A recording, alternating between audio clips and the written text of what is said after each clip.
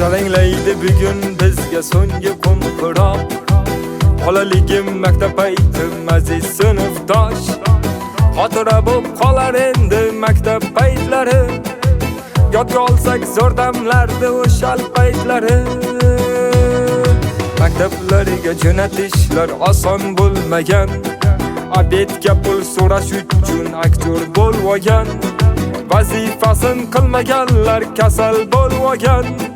Maktab payti zo'r o'tgan u aksi bo'lmagan.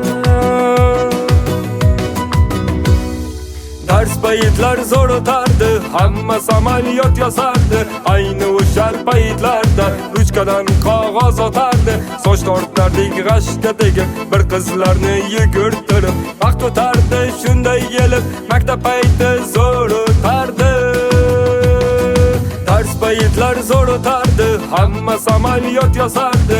Ayni o'sha paytlarda ruchkadan qog'oz otardi. Soch tortardik g'ashga tegib, bir qizlarni yugurtirib. Vaqt o'tardi shunday kelib, maktab payti zo'r o'tardi.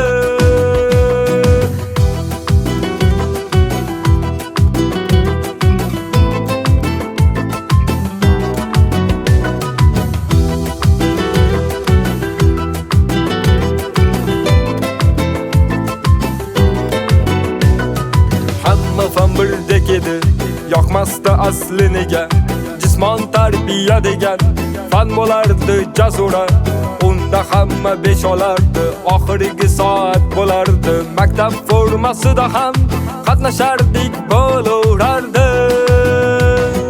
Maktablariga jo'natishlar oson bo'lmagan. Obedga pul so'rash uchun aktyor bo'lmagan. Vazifasin qilmaganlar kasal bo'lmagan. Maktab payti zo'r o'tgan u aksi bo'lmagan.